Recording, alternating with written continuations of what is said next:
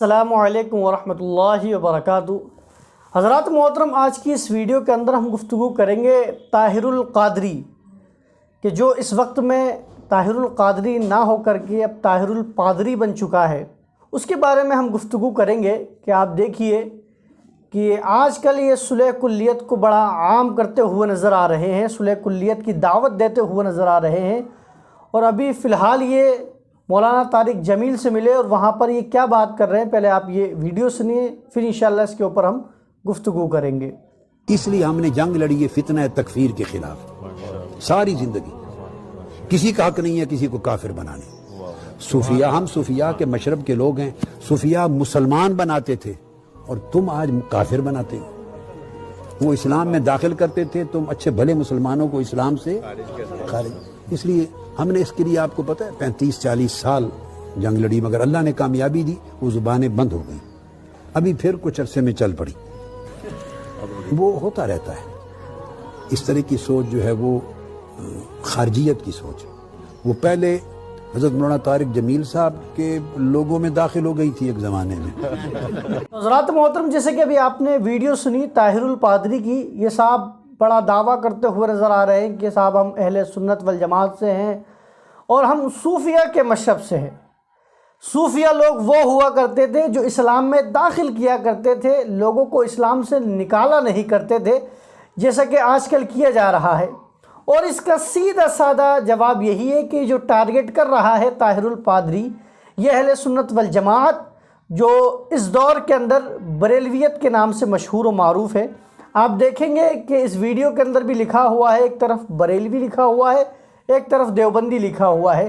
تو جس شخص نے یہ ڈالی ہے وہ یہ بتانا چاہ رہا ہے کہ دیکھیے بریلوی اور دیوبندی ایک ہو گئے ہیں۔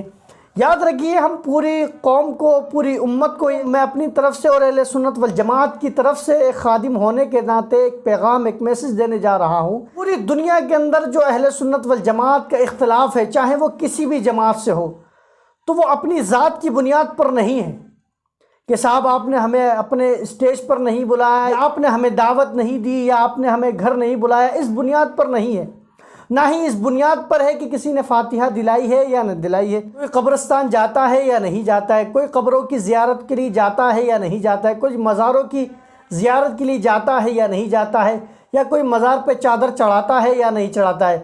دیکھیے، اگر کوئی شخص پوری زندگی فاتحہ نہ دلائے، اہل سنت والجماعت اس کے لیے کچھ نہیں کہتی ہے۔ کوئی پوری زندگی مزار پر نہ جائے، ہمیں اس سے کوئی مطلب نہیں ہے۔ کوئی پوری زندگی چادر نہ چڑھائے، کوئی اختلاف کی بات نہیں ہے۔ اصل جو اختلاف کی بات آتی ہے وہ یہ بات آتی ہے کہ جب کوئی شخص یہ کہے کہ معاذ اللہ رب العالمین، نبی کا علم غیب ایسا ہی ہے جیسے پاگلوں کو، جانوروں کو، مجنونوں کو ہو، تب ہمارا اختلاف ہوتا ہے۔ جب کوئی یہ کہے کہ نبی علیہ السلام کے بعد بھی نبی آ سکتا ہے اور نبی کی ختم نبوت کے اندر کوئی فرق نہیں پڑے گا، تب ہمارا اختلاف ہوتا ہے۔ جب کوئی شخص یہ کہتا ہے کہ نبی علیہ السلام کو علم غیب نہیں ہے، پھر ہمارا اختلاف ہوتا ہے۔ جب کوئی شخص یہ کہتا ہے کہ معاذ اللہ نبی مر کر مٹی میں مل گئے ہیں، پھر ہمارا اختلاف ہوتا ہے۔ جب کوئی شخص یہ کہتا ہے کہ اللہ تبارک و تعالیٰ نے اپنے محبوب کو کوئی اختیار دے کر نہیں بھیجا ہے، نبی کچھ نہیں کر سکتے ہیں، تب ہمارا اختلاف ہوتا ہے۔ اور ایسی ہی باتیں جب کوئی بکواس کرتا ہے، چاہے وہ صحابہ کے بارے میں کرے، چاہے اہل بیت کے بارے میں کرے، چاہے اللہ کے بارے میں کرے یا رسول اللہ کے بارے میں کرے، جب کوئی شخص ایسی باتیں کرتا ہے تو اہل سنت والجماعت اس سے اختلاف کرتی ہوئے نظر آتی ہے۔ ہمارا جو اختلاف ہے وہ اللہ اور اس کے رسول کے لیے ہے، اور حضور علیہ السلام کی حدیث ہے کہ مومن کی یہی شان ہے کہ وہ اللہ ہی کے لیے لوگوں سے محبت کرتا ہے اور اللہ ہی کے لیے لوگوں سے دشمنی کرتا ہے۔ الحمدللہ ہم وہ لوگ نہیں ہیں جو صاحب کوئی نبی کی گستاخی کرتا رہے، حضور کے بارے میں بکواس کرتا رہے، اہل بیت کے بارے میں بکواس کرتا رہے، صحابہ کے اوپر بھونکتا رہے، اس کے باوجود بھی ہم اس کی چمچہ گیری کریں، ہم اس کے لیے آواز نہ اٹھائے۔ ایسا نہیں ہو سکتا ہے۔ اب رہی طاہر القادری کی بات، جو اپنے آپ کو یہ کہہ رہا ہے کہ صاحب ہم صوفیہ کے مشرب سے ہیں، ہم کسی کو کافر نہیں بناتے ہیں، ہم تو اسلام میں داخل کرنے کے لیے آئے ہیں، تو میں اس پادری سے کہنا چاہوں گا کہ تو بڑا علم والا بنتا ہے۔ دیکھیے، ایک بات یاد رکھیے گا، میں مانتا ہوں کہ یہ پہلے اہل سنت والجماعت میں تھا، لیکن تھا ہے نہیں، اور جب یہ تھا تو ہم اس کی بہت عزت کرتے تھے، اس کا نام بڑے ادب سے لیا کرتے تھے، لیکن جب سے اس نے اہل سنت والجماعت کو چھوڑا ہے اور یہ دوسروں کے دروازوں پر بھٹک رہا ہے، ان کے دروازوں پر اپنی پیشانیاں رگڑ رہا ہے، پھر ہمارا یہ بڑا نہ رہا، اور اس کی جو تعظیم تھی وہ تعظیم بھی اب ختم ہو چکی ہے، کیونکہ تعظیم وہ اس لیے تھی کہ یہ حضور کا وفادار تھا، حضور کی آل کا وفادار تھا، اب یہ ان کا غدار ہو چکا ہے، تو اب کوئی ہم سے یہ امید نہ رکھے کہ ہم اس کی عزت کریں گے۔ اب یہ جو کہہ رہا ہے پادری کہ صاحب ہم لوگوں کو اسلام میں داخل کرتے ہیں، صوفیہ کے مذہب سے ہیں، تو اب آپ یہ بتائیے حضرت ابوبکر صدیق کے دور خلافت کے اندر جب منکرین زکوٰۃ نے انکار کر دیا کہ صاحب ہم زکوٰۃ نہیں دیں گے، تو حضرت ابوبکر صدیق نے ان کے خلاف جہاد کیوں کیا؟ چاہیے تو یہ تھا نا، اب حضرت ابوبکر صدیق سے بڑھ کر کوئی دنیا کے اندر صوفی ہو سکتا ہے؟ پوری کائنات کے اندر کوئی بھی شخص حضرت ابوبکر صدیق سے بڑا صوفی نہیں ہو سکتا۔ افضل الخلق بعد الرسول جس کو کہا جاتا ہو، کہ پوری کائنات میں نبیوں کے بعد جو سب سے افضل ترین شخصیت ہے وہ ابوبکر صدیق ہے، لیکن جب بات قرآن و حدیث کی آئی، لیکن جب بات نبی کے دین کی آئی تو آپ تلوار لے کر نکل گئے۔ تو حضرات محترم، اب یہ جو پادری پھر رہا ہے کہ صاحب ہم لوگوں کو جوڑنے کی بات کر رہے ہیں، جوڑنے کی بات اس وقت ہوگی یہ لوگ اپنے عقائد کفریہ سے توبہ کر لیں گے۔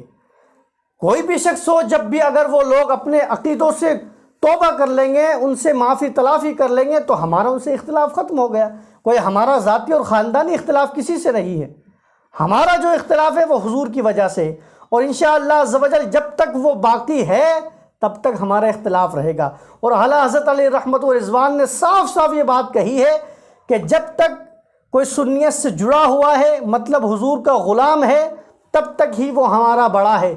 جیسے ہی وہ اس سے نکل جاتا ہے یا اس مسلک اور مذہب سے غداری کرتا ہے تو پھر وہ ہمارا بڑا نہیں ہے، چاہے وہ کتنا ہی علم والا ہو، کتنا ہی بڑا علم والا ہو۔ تو اب یہ پادری اگر یہ سوچے کہ ہم اس کی عزت کریں اور یہ جو چاہ رہا ہے وہ کہہ دے، تو یہ ہرگز نہیں ہو سکتا ہے۔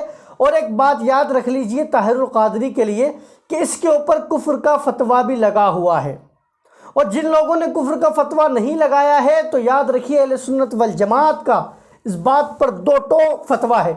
اور یہ میں صرف ہندوستان ہی کی بات نہیں کر رہا ہوں، چاہے پاکستان ہو، چاہے بنگلہ دیش ہو، جہاں جہاں اہل سنت والجماعت کے لوگ ہیں ان کا بالاتفاق یہ فتویٰ ہے کہ صاحب یہ شخص گمراہ ہو چکا ہے۔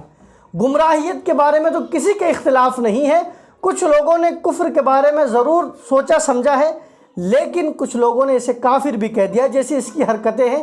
انشاءاللہ اس کے اوپر بھی ہم کبھی ویڈیو بنائیں گے کہ اس نے کیسی کیسی حرکتیں کی ہیں کہ جس کی بنیاد پر اس کے اوپر کفر کا فتویٰ لگتا ہے۔